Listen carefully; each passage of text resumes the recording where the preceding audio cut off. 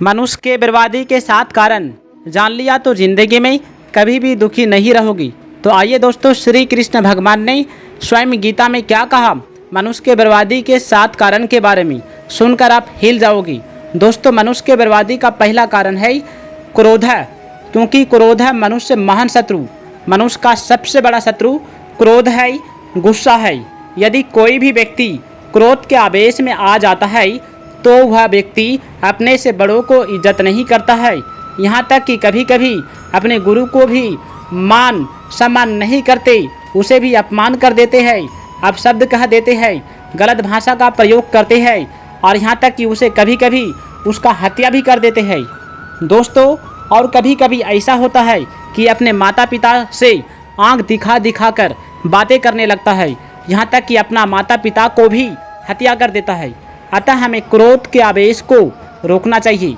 क्रोध के आवेश को रोकने के लिए हमें क्या करना चाहिए दोस्तों? इसका आसान उपाय है, हमें कुछ देर तक शांत रहना चाहिए, मौन धारण करके रहना चाहिए और मन मन में हमें भगवान का स्मरण करते रहना चाहिए कि हमारा जन्म जो हुआ, हमारा जन्म मनुष्य का कल्याण करने के लिए हुआ, दूसरों की भलाई करने के लिए हुआ। फिर हम क्रोध क्यों करें?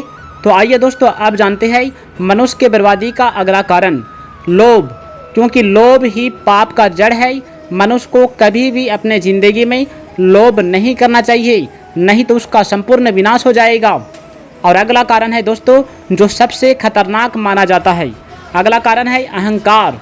जिस प्रकार महाराजा रावण ने अहंकार किया था, माता सीता को हरण कर लिया था, तो उसका संपूर्ण विनाश हो गया था, पूरा लंका जलकर राख हो गया था। इसलिए हमें कभी भी अहंकार नहीं करना चाहिए। आइए अब अगला कारण जानते हैं बर्बादी का।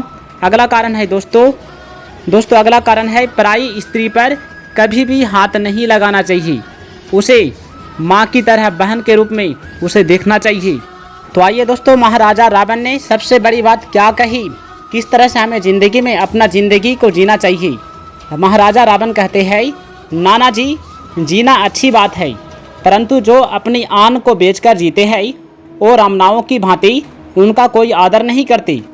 मृत्यु तो एक दिन अवश्य आएगी, परंतु जो कायर होते हैं मृत्यु के आने से पहले कई बार मर जाते हैं। जो जीवन के अंतिम दिन तक अपना मस्तक किसी के सामने झुकने ना दे, जो वीरों की भांति लड़ता हुआ मर जाए, उसके जीने में भी शान है और उसके मरने में भी शान है।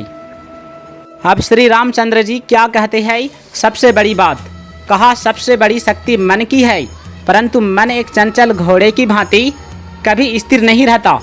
योग के द्वारा चित्र वृत्तियों के विरोध करके जो मन को काबू कर लेता है, उसका मन सर्वव्यापी आत्मा के अधीन होने से वे संसार की समस्त शक्तियों पर अधिकार जमा लेता है।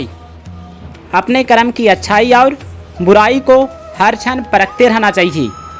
अपने कर्म को परखने के लिए मनुष्य के पास एक ही कसौटी होनी चाहिए। वो ये सोचे कि यदि इसी समय मर जाऊं तो मेरा यह कर्म किस गिनती में आएगी। इसलिए यदि कोई भूल हो जाए तो तत्काल सुधार लेना चाहिए। ये कभी ना सोचे कि आज की भूल को कल सुधार लूँगा। कभी कभी काल कल का समय नहीं देता। कर्म के मार्ग पर चलने के लिए ज्ञान का प्रकाश होना आवश्यक है। यदि ज्ञान का प्रकाश न हो तो अंधकार पूर्ण मार्ग पर धर्म एक अंधे की भांति भटक सकता है। भगवान श्री रामचंद्र जी कहते हैं रामायण में, जहाँ जीवन है वहाँ मृत्यु है, जहाँ मंगल है वहीं अमंगल है। केवल सुख पकड़ने जाओगे तो उसी के छाया में दुख को भी खड़ा जरूर पाओगी। भगवान श्री कृष्ण गीता में कहते हैं, मनुष्य का जन्म उसके अपने कल्याण के लिए ही मिलता है। इसलिए जो मनुष्य बिना किसी इच्छा के कर्तव्य कर्म करता है तो उसका कल्याण अवश्यंभावी होता है। व्यक्ति के लिए सृष्टि द्वारा जो भी कर्तव्य नियत किया गया है, उसका उद्देश्य ईश्वर की प्राप्ति करना है, जो सभी का कल्याण करते हैं। भगवान श्री कृष्ण गीता में सबसे बड़ी बात कहते हैं, साधारण व्यक्ति इच्छा पूर्ति के लिए कर्म करते हैं और कर्मयोगी इच्छा मुक्ति के लिए कर्म करता है। सहज कर्म में यदि कोई दोष दिखाई दे तो भी उसका त्याग नहीं करना चाहिए, क्योंकि सहज कर्म को करता हुआ मनुष्य कभी पाप का भागी नहीं बनता। जो व्यक्ति शरीर, इंद्रियां, मन, बुद्धि, धन, कुटुंब, जमीन आदि पदार्थों को संसार का मानता है, अपना नहीं, वह श्रेष्ठ होता है। जिस व्यक्ति के मन में इच्छा, ममता, आसक्ति, स्वार्थ, पक्षपात आदि दोष नहीं होते, उसके शब्दों का दूसरों पर अनुकूल प्रभाव पड़ता है और लोग वैसा ही आचरण करने लगते हैं। अगर किसी कर्म की बार बार याद आती है तो यही समझना चाहिए कि उस कर्म में कोई त्रुटि तो नहीं हुई है। इच्छा मनुष्य वह करा लेती है जो वह नहीं करना चाहता है, अतः इच्छा पर हमें नियंत्रण रहना चाहिए। भगवान श्री कृष्ण कहते हैं, आइए जो आपका होश उड़ जाएगा। जब हम मन से इंद्रियों को अपने बस में कर लेते हैं तो इंद्रियां जिद नहीं करती, उनको जहां लगाना चाहिए वहीं में वो लग जाती है और जहां से उनको हटाना चाहिए वहां से वे हट जाती है। जब कर्म अपने लिए न करके दूसरों के हित के लिए किया जाता है तो वह कर्म योग कहलाता है।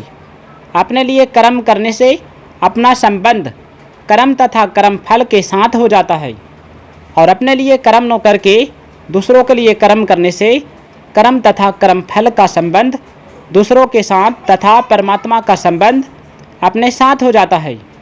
जिस व्यक्ति के भीतर कर्म करने का वेग, आसक्ति, रुचि तो है, पर अपना कल्याण करने की इच्छा मुख्य है, ऐसे व्यक्ति को नए नए कर्म आरंभ करने की ज़रूरत नहीं है। उसके लिए केवल प्राप्त परिस्थिति का सदुपयोग करने की आवश्यकता है। व्रत, उपवास, उपासना, पूजा पाठ इत्यादि विहित कर्म कहे गए हैं।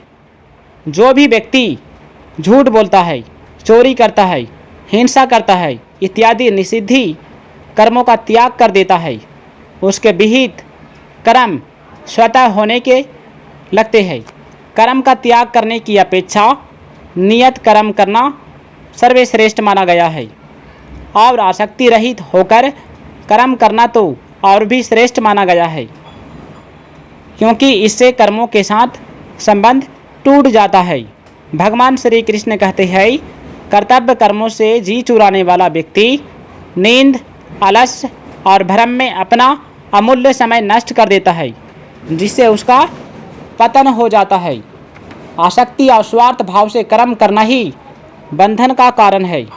दोस्तों, यदि यह वीडियो अच्छा लगा है तो इस वीडियो को लाइक करके चैनल को सब्सक्राइब कर दीजिएगा और कमेंट में जय श्री कृष्ण, राधे राधे अवश्य लिखिएगा। धन्यवाद। जय श्री कृष्ण, राधे राधे।